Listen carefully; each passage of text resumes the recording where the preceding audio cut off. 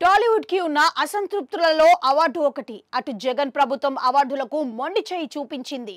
ఇటు తెలంగాణలో 10 ఏళ్ల పాటు అధికారంలో ఉన్న కేసీఆర్ ప్రభుత్వం కూడా చేసింది ఏమీ లేదు. నంది అవార్డుల స్థానంలో సింహ అవార్డులు ఇస్తామని బీఆర్ఎస్ ప్రభుత్వం చెప్పిందే తప్ప ఇచ్చింది లేదు. కాంగ్రెస్ ప్రభుత్వం అధికారంలోకి వచ్చి రేవంత్ రెడ్డి ముఖ్యమంత్రి అయ్యాక సింహ అవార్డుల స్థానంలో గద్దర్ అవార్డులు ఇస్తామని ప్రకటించారు. అయితే దానికి సంబంధించి ఇప్పటి వరకు ఒక్క అడుగు కూడా ముందుకు పడలేదు. తాజాగా ముఖ్యమంత్రి రేవంత్ రెడ్డితో టాలీవుడ్ కు చెందిన పలువురు ప్రముఖులు భేటీ అయిన సందర్భంగా సింహ అవార్డుల ప్రస్తావన వచ్చింది.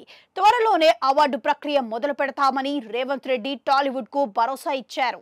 ఈ కార్యక్రమం అంతా ఎఫ్టీసీ ఆధ్వర్యంలో సమన్వయం చేసుకుంటూ జరపాలని కూడా నిర్ణయం తీసుకున్నట్లుగా తెలుస్తోంది. ఎఫ్టీసీకి ఇప్పుడు తెలంగాణ అగ్ర నిర్మాత దిల్ రాజు చైర్మన్ గా ఉన్నారు. ఆయన ఆధ్వర్యంలోనే అవార్డులు కార్యక్రమానికి శ్రీకారం చుట్టే అవకాశం ఉంది. అయితే అవార్డులు ఎప్పటి నుంచి ఇస్తారు అన్నది $1 బిలియన్ ప్రశ్నగా మారింది. తెలంగాణ ఏర్పడ్డాక ఇప్పటి వరకు అవార్డులు లేవు. అప్పటి నుంచి కంటిన్యూ చేస్తారా, లేదంటే ఇప్పుడు కొత్తగా 2024 నుంచే ప్రకటిస్తారా అన్నది చూడాల్సి ఉంది. ఇక తెలంగాణలో టికెట్ రేట్ల గురించి, బెనిఫిట్ షోల గురించి ఎలాంటి చర్చ జరగలేదు అని దిల్ రాజు చెప్తుంటే, ముఖ్యమంత్రి రేవంత్ రెడ్డి మాత్రం తాను అసెంబ్లీలో చెప్పిన మాటకు కట్టుబడినట్లుగా ఇకపై తెలంగాణలో బెనిఫిట్ షోలు ఉండవు అని చెప్పినట్లుగా కూడా ప్రచారం జరుగుతోంది.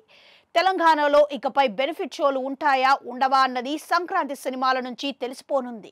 ఏదేమైనా రేవంత్ రెడ్డి ముఖ్యమంత్రి అయినప్పటి నుంచే గద్దర్ అవార్డుల కోసం కలిసి రావాలని చిత్ర పరిశ్రమ ఓపెన్ గా సూచించినా ఎవరూ పట్టించుకోకుండా లైట్ తీసుకున్నారు. ఎప్పుడు అయితే అల్లు అర్జున్ అరెస్ట్ జరిగిందో తాజా సమావేశంలో ఒక్కసారిగా గద్దర్ అవార్డుల విషయంలో టాలీవుడ్ కదిలి వచ్చినట్లయింది.